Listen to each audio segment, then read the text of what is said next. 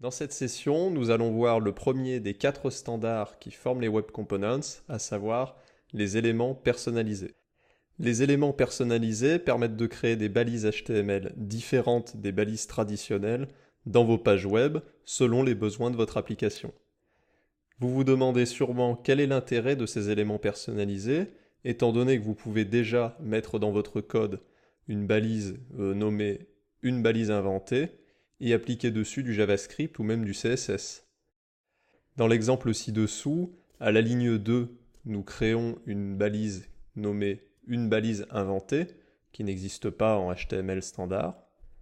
Ensuite, de la ligne 4 à la ligne 11, nous déclarons du code CSS pour appliquer certaines règles de style sur notre balise. Et de la ligne 13 à la ligne 19, nous avons ajouté du code JavaScript pour interagir avec notre nouvelle balise.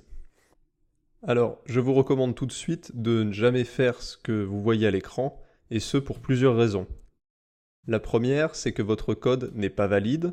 En effet, si vous passez le code suivant sur W3C Validator, qui est un site qui permet de tester si votre code HTML est valide ou non, eh bien vous aurez une erreur. Ensuite, si tout le monde faisait comme vous, il serait impossible de s'y retrouver. Imaginez qu'une personne récupère votre code et qu'à la place des balises P pour paragraphe, UL pour liste ou H1 pour les titres, elle se retrouve face à des balises comme nous venons de les créer, par exemple une balise inventée ou une autre balise nommée élément important, etc. Même si l'idée de créer ses propres balises peut être intéressante, il faut que tout le monde se mette d'accord et respecte les mêmes standards pour pouvoir s'y retrouver. Enfin, en déclarant des balises inventées comme nous venons de le faire, nous ne profitons pas des spécifications des Web Components. En effet, en respectant les standards des composants web, vous pourriez profiter d'un code qui soit valide, d'un standard respecté par tous les développeurs et également d'autres fonctionnalités comme les Lifecycle Callbacks, qui permettent d'ajouter des événements de cycle de vie à vos composants. Ce que je vous propose, c'est plutôt que de déclarer vos propres balises, eh bien, de créer notre premier élément personnalisé avec les Web Components. Nous allons voir maintenant un script capable de créer un vrai élément personnalisé qui respecte les standards des Web Components. La première chose à faire est de créer un prototype pour notre élément personnalisé. Donc étant donné que nous voulons créer une nouvelle balise HTML, eh bien nous devons ici à la ligne 2 utiliser le prototype natif d'un élément HTML. Donc HTML element.prototype. Ensuite, grâce à la méthode create de object, eh bien nous disposons d'un nouveau prototype pour notre élément personnalisé, ici super-héros prototype. Ensuite, nous devons définir le contenu de notre élément personnalisé et nous allons le faire grâce aux callbacks des cycles de vie. Comme je vous le disais juste avant, comme nous respectons les standards des composants web, eh bien nous pouvons utiliser certaines méthodes mises à notre disposition par ce standard. Ici, à la ligne 6, nous utilisons la callback createdCallback qui permet de définir un code à exécuter lors de la création de notre prototype. Nous définissons comme comportement d'ajouter à notre élément personnalisé un titre qui contient le mot Superman. Maintenant que nous avons un prototype et un code HTML qui est injecté à la création de notre élément personnalisé, il nous reste à créer l'élément personnalisé lui-même grâce à la méthode registerElement de l'objet document. L'objet document en JavaScript est un objet qui permet de représenter l'ensemble de votre page.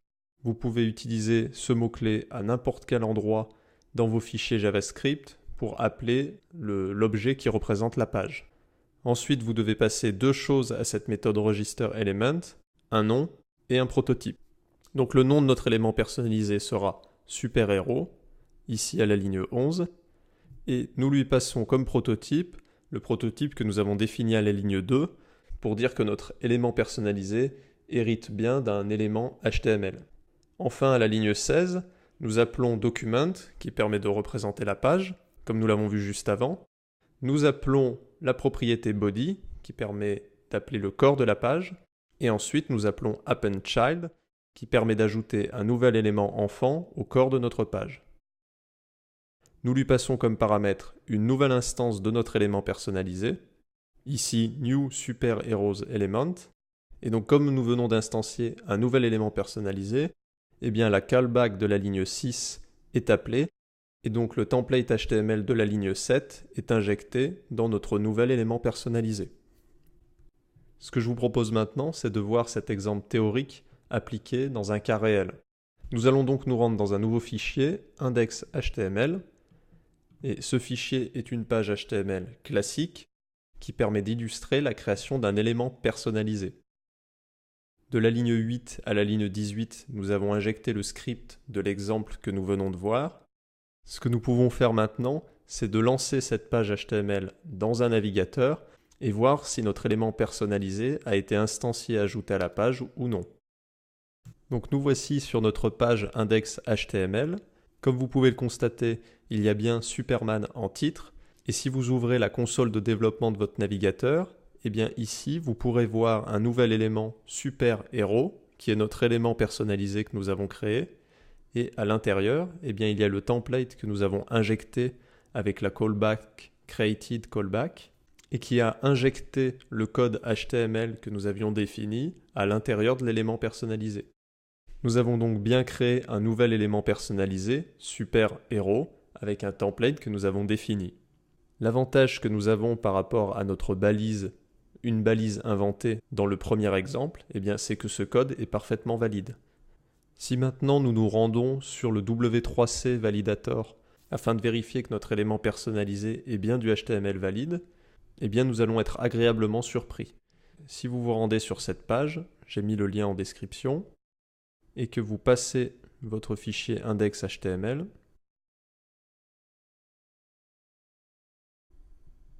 vous cliquez ensuite sur Check.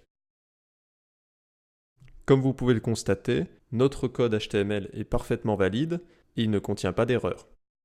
Pour résumer ce que nous avons pu faire avec les éléments personnalisés par rapport à des balises HTML déclarées un petit peu au hasard, eh bien c'est que nous pouvons les réutiliser où nous le voulons dans notre code. En effet, il suffit d'instancier un nouvel élément personnalisé avec le mot-clé new, comme n'importe quel objet en JavaScript. Ensuite, nous avons pu déclarer à travers les éléments personnalisés de nouvelles balises HTML, tout en gardant du code parfaitement valide. Et enfin, nous avons pu encapsuler du code HTML à l'intérieur d'éléments personnalisés. Nous pouvons donc maintenant penser nos pages web comme un assemblage d'éléments personnalisés. Alors, le problème que nous pourrions avoir maintenant, c'est que par exemple, si nous avons une règle CSS qui indique que tous les titres H1 doivent être écrits en rouge, eh bien, cette règle CSS va s'appliquer sur tous les titres de notre page, mais également à tous les titres contenus à l'intérieur de nos éléments personnalisés.